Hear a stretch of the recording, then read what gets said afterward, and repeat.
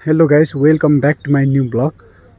अब कति बाहिरको मात्रै भिडियो गराउने होइन, कति डुलेको मात्रै भिडियो गराउने भनेर आज मैले निगालोको दोको बुनेको भिडियो बनाउने भनेर हँसिया लिएर आएको छु। निगालो काट्न होइन, चोया काट्न। अब मैले चाहिँ त्यहाँ चाहिँ छ राम्रो खालको चोया, यहाँ पनि छ चोया चाहिँ है, यहाँ पनि छ चोया। चोया काट्छु अनि धेरै समय भयो नि त दोको बुन्न छोडेको। कस्तो हुन्छ, सानोमा चाहिँ स्कुलमा प्र्याक्टिकल हुँदाखेरि हामीले चाहिँ डोको बुनेर आफै लगिन्थ्यो नि त प्र्याक्टिकलमा। सो अब कस्तो हुन्छ हेरौँ है त। चाहिँ म अब चुया काट्न आएको छु, तर अरूको बारी हो यार। अलि मान्छेले देख्यो भने फेरि तनाव हुन्छ नि त, मान्छेले देख्नु भएन होइन। सो यु क्यान सी है, यो चोया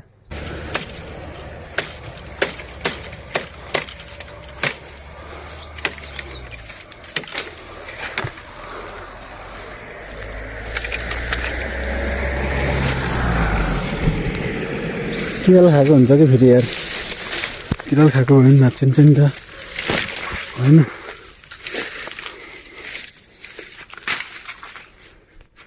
एउटा भयो। मैले निगालो काटिसकेँ होइन है। अब निगालो काटिसक्यो, अब म चाहिँ लगेर जान्छु है। गइसकेपछि अब छतमा बसेर मजाले गराउनु पर्छ नि त। सो गाइस है, अब मैले चाहिँ सुरु गर्छु होइन।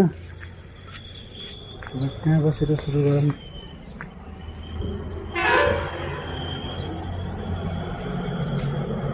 अहिले बस्ने ठाउँमै छैन कि बस्ने यहाँ।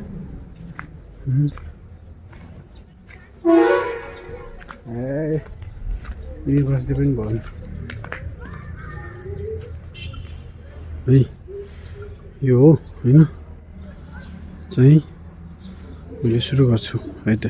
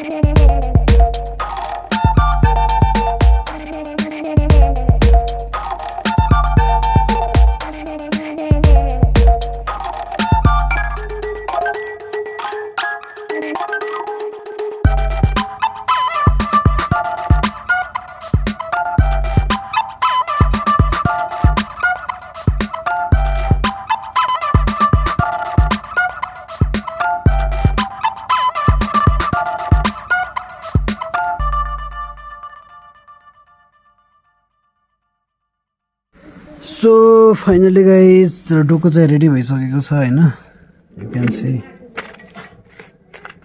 सानो सानो भइसकेको छ डोको चाहिँ है त्यही यो डोको चाहिँ रेडी भयो हैन अब तर अब कसलाई दिने भन्ने कुरा हो यो है कसलाई दिने होला त नि यो डोको एकदमै हात यहाँ काटो पनि हैन हात काटो यी अनि एकदमै गाह्रो हो क्या डोको बुन्न चाहिँ जस धेरै समयपछि बुनेको भएर होला नि त सो ल यो है त डोको रेडी भइसकेको छ भिडियो अन्त्यसम्म हेरिदिनु भएकोमा सबैले धन्यवाद र भिडियोलाई चाहिँ लाइक कमेन्ट गर्न चाहिँ नभुल्नु होला है अनि यदि सब्स्क्राइब गर्नुभएको छैन भने सब्स्क्राइब पनि गरिदिनु होला ओके त बाई बाई सी यू